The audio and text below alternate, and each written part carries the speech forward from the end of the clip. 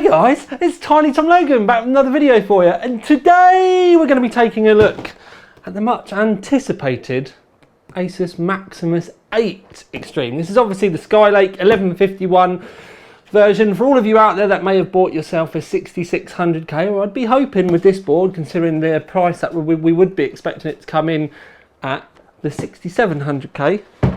Now, why is it a big deal? Well, last generation with the 7s of the Maximuses, they didn't even do an Extreme. And a lot of people are thinking instantly, straight away, Extreme's back. That means that we're going to be able to do triple and quad SLI. Actually, the answer would be no. But I'll explain all of the mumbo jumbo with this. Explain to you a bit about the way that the PCI Express lanes are laid out as well. The stuff that comes bundled in the box, but then obviously the most important thing will be how good this looks. And that's another one that I think many of you may be a little bit surprised about. So without further ado, I'm not going to bore you. Let's move on. Okay, so the box, and we do have to start with the box because there's a lot of information on here that if I say it out loud, although the board is out already, if I say it out loud, it will remind me to tell you about it later. But aesthetics, we do have the changeable RGB on the heatsink. Experience, Keybot. This is so that you can basically upgrade any keyboard if you plug it into the Keybot connector, and you can change the F keys if you want, or your power on. There's all kinds of buttons that you can assign, and that's actually pretty cool for those of you that haven't forked out mega bucks for really expensive keyboards. Has got some upgraded audio on it, mega upgraded audio in fact, because the Supreme Effect stuff is pretty cool. Gadgets, meh. Extreme Digi Engine Plus, I'll talk to you about the power because that's pretty important in my opinion with this board. When we flick round to the back, you've got all the specs. There's a U.2, that's the first time we get to see that. Wi-Fi, yeah, I'm still not completely sold on Wi-Fi for high-end boards like this, to be fair, but it's getting better. But anyway, let's get to the main event. Okay, so we've got the board up like this, and this is a really good point for any of you around and abouts. If you want to pause, you get a good overall look at the board now. We are going to be doing some close-up stuff later on with the camera zoomed right in, show you all the nitty gritty, but it's also a really good time for me to bring up some of the lovely slides that Asus send through. So they say best overclock platform, Extreme Digi Engine Plus, you've got the overclock panel too, and then you've got the retry and safe boot, which is all stuff that we're going to cover in a little bit when we zoom in. Best networking, you've got the Game First 4, Intel 219V, LANguard, and then 1300 megabits per second Wi-Fi. Audio, Supreme Effects 2015 is actually pretty damn good as well. ESS DAC, and then you've got a 2-volt RMS output as well. Aesthetics, you've got the ROG I/O cover. Take it or leave it with this one, but you can customize it. Again, we'll show you that in a little minute. And we've got the RGB logo LED. This again is a bit Marmite, but you can turn it off, so that's all well and good. Gaming experience, you've got Keybot 2, RAM cache, and then Overwolf. When we move on to the nitty gritty, this comes down to the power, and the power on this, they are saying is their best power delivery on a board to date. They're shouting about the power from the rooftops, and they wanted me to bring explicit attention to it. So essentially you've got Optimos MOSFETs, microfine alloy chokes, and then 10K black metallic caps on there. So there's plenty luxurious power there to feed your CPU with whatever needs you could. Well, yeah, at the end of the day, if you can't get your CPU overclocked properly on this board, it's definitely the silicon. You're never going to be able to blame the power on the board with this. And then when we move on, there's this. And it's a bit of a mammoth, and it's probably a pause moment really, because there's a hell of a lot going on this board. I mean, when we go around, you've got the overclock zone in the top right hand corner, Extreme Digi that we spoke to you about before, the Wi-Fi, USB 3.1, you've got the PCI Express slots, and they're saying you've got 3 PCI Express 3, and then you've got a PCI Express, some 2 PCI Express 2s as well, 3 times 1. It's even I'm getting all mixed up with all these different numbers, but we're going to go in and have a proper good look at this as well. So we've got USB 3, USB 2, there's SATA ports down the side, M.2, there's one of those, you've got a U.2, that's a big add-on. So there's lots and lots and lots of stuff.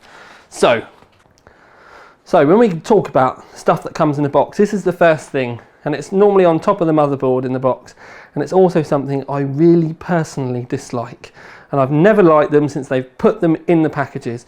The one thing that they have done this time is they've made the cable that connects it to the motherboard a bit longer, but it always needs a SATA power, and it's just one of those things I'm not keen on. Generally, most people leave them in the box, or they play with them for like a little bit, but they get fed up with it being on a desk, and then they just put it away.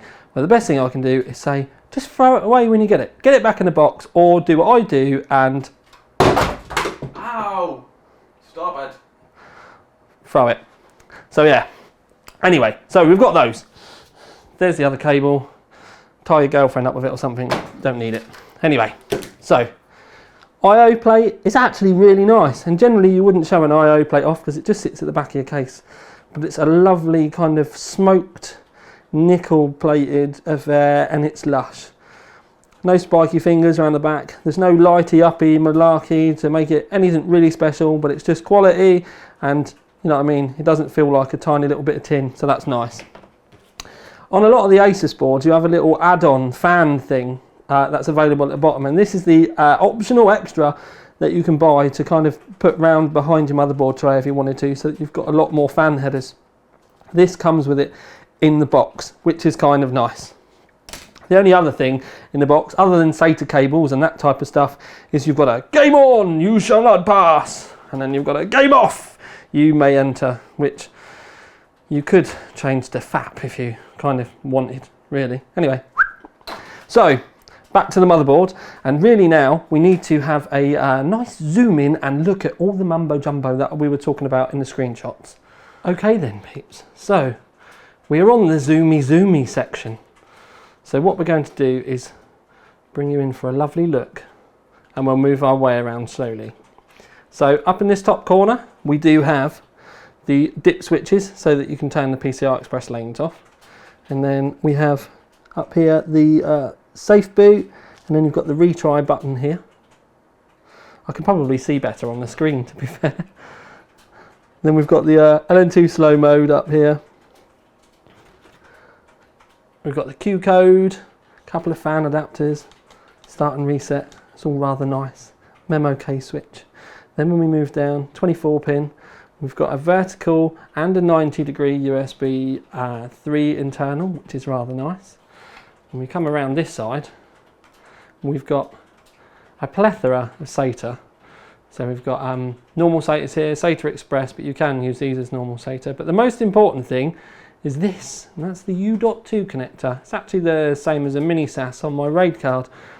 But nevertheless, this is a big thing with the new Intel drives, and what will then become more mainstream with the faster SSDs that are out there. This is going to become something. Now, probably the drive is going to be a little bit expensive to start off with, but this is the first board that I've had in here with this actually on the board. I've had little add-in cards for the M.2, but to have this on the board itself is a bit of a big step forward. Now, while we've got it in this and we're talking about the M.2, you can only use one or the other. They use the same bandwidth. I'm assuming that you probably could have two in, but if you did do that, they'd be sharing said bandwidth. I do need to talk to you about this PCI Express slot when it comes to bandwidth later as well. But we do have the Southbridge heatsink, and this does look, when I flick it around like that, it looks the absolute gonads. In fact, I need to press some buttons on my camera so I can try and take a picture of it. Yeah, live on camera as well. Anyway, so you can change all the colours on this, so it's all lovely, but you can also turn it off as well if you don't want it on there. But if you wanted to give your board a green tinge or something, you can do if you want to. It's still got the red around it. I'd kind of, you know, I'd prefer it if it didn't. But you can, if you want to, get busy with the little bits of material on here. When I first reviewed the Hero for launch on the Skylake stuff, I said that you could quite easily whip these out or mod them if you wanted to. But anyway, the other thing really is the extreme writing on that heatsink, if you have a look, is black, not red as it was on the Hero. But there's the power delivery that we were talking about before. So we did say it was Optimos MOSFETs, and then we've got microphone alloy chokes, dual PWM controllers and 10K black metallic caps. And you can see that they've spent a lot of time making sure that your CPU is not going to be struggling. So as long as the rest of the kit is all in place, like I said, you shouldn't be having any problems. Up here, we have got an extra 4-pin. Now, some of the, back in the day, we used to have an 8-pin and another 8-pin by the side, and you don't really need it. And if you are building your system, I would say just smash the 8-pin in. You don't need to worry about running an extra cable up for this one. This is really for people that are looking to break records and just tick boxes and make sure that they are getting the absolute best possible power in. This is more than enough needs for any of you out there that are going to be running even like water cooling and trying to pursue your overclocks and stuff like that. So for the sake of keeping things tidy, I probably wouldn't smack this cable in. It's totally up to you. It's not going to harm your CPU otherwise, but it's just one less cable to run, which means it's going to be one less cable to be messy. There's a lot of fan headers scattered around. I mean, if we go around up here, we've got the CPU fan one here, optional CPU fan. Then a dedicated water pump for those of you with an AIO. I wouldn't necessarily be using this for aftermarket water cooling pumps. But like I said, for those of you that need an AIO water pump, this isn't a bad thing to be using. And as we scroll down, we do meet another 4-pin there, and then we've got 2 more fan headers there, and then there is another one up here, I suppose for your rear exhaust fan on your case, or intake depending on the orientation. We can look at the audio down here as well. It looks fairly similar to me to the Hero audio, but that's really not a bad thing. The audio on the motherboards is taking a massive leap forward nowadays, unless you're an absolute premium audiophile. These are now absolutely epic. I mean, for a gaming rig, for me personally, I probably would run the onboard audio. I'd only say that you need to be thinking about a dedicated audio if you're a proper hardcore gamer and you want to make sure they're absolutely pristine, precise with placements and stuff like that, or like me, you like a bit of music. And if you break into that territory of music, sometimes you can break away and get yourself something like the higher end Phoebuses and the Zonars and stuff like that. I mean, I'm using the SDX2 at the moment and it's absolutely amazing, but it's not cheap. So for those of you out there that are looking for something like this and maybe want it as like a gaming rig, and the other thing to think about is if you're going to be running 2 graphics cards in this, it kind of messes up lanes and PCI Express and all that type of stuff to be having any more cards in here, so it can be easier just to run the onboard like that. When we go around the back, we've got the audio there, we've got a PS2 slot and it's down the other end. We do have a BIOS flashback and a BIOS clear button. 2 USB 2s. We've got the Wi-Fi and the Bluetooth here. Again, I'm not 100% sure on Wi-Fi for high-end rigs like this. I'm more of a fan of like home plugs. But again, if it works for you, fine. It's just not something I generally advise people. Sorry for wobbling it around all over the place, but we do have the USB here, and we've got the C type, and then we've got the A type. So that's USB 3.1, USB 3, USB 3, and then we've got the red here.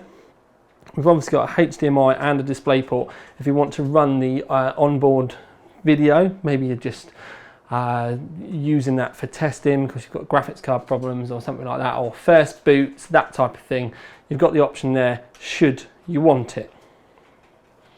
Now, what I do need to say is this bottom PCI Express here, because you have got the 4, look, 1, 2, 3, 4.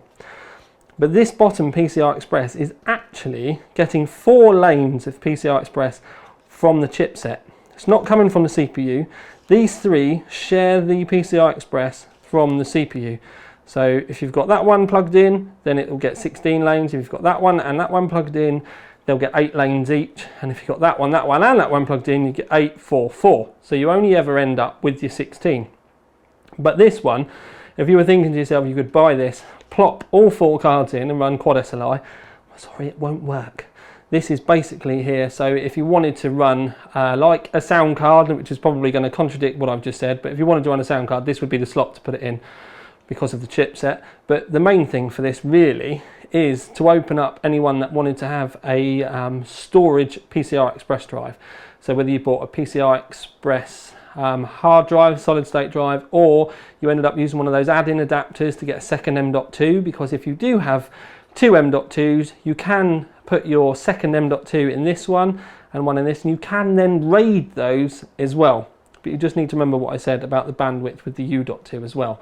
So kind of this really is your kind of chipset-y sort of based PCI Express, and these are only PCI Express 2 as well. So these are the PCI Express 1, because you've only got one lane, and they are open-ended, which is handy, but it's PCI Express 2. But anyway, so lots of confubbling.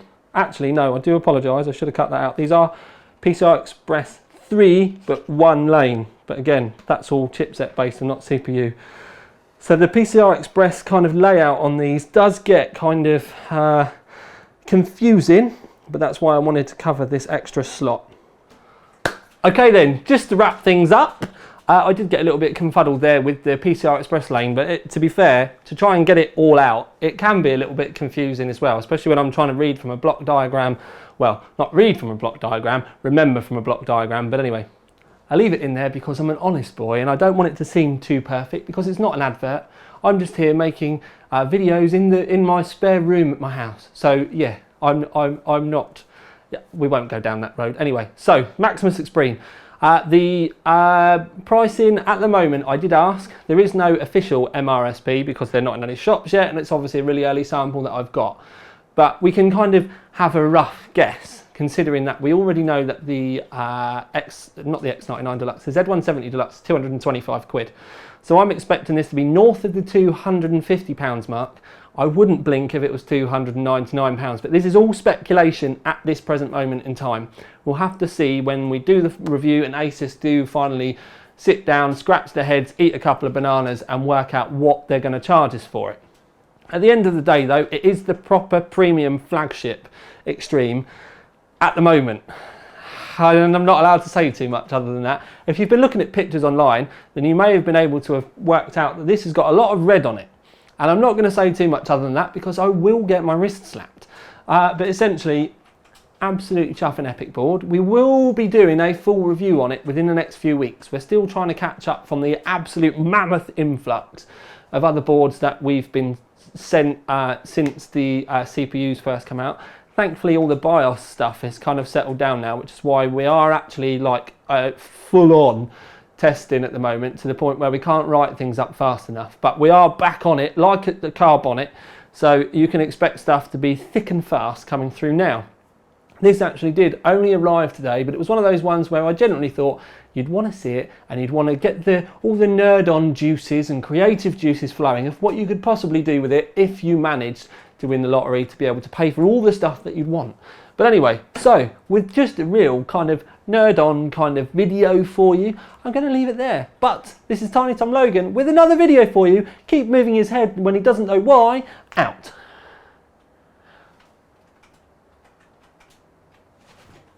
How many of you just moaned I didn't ding?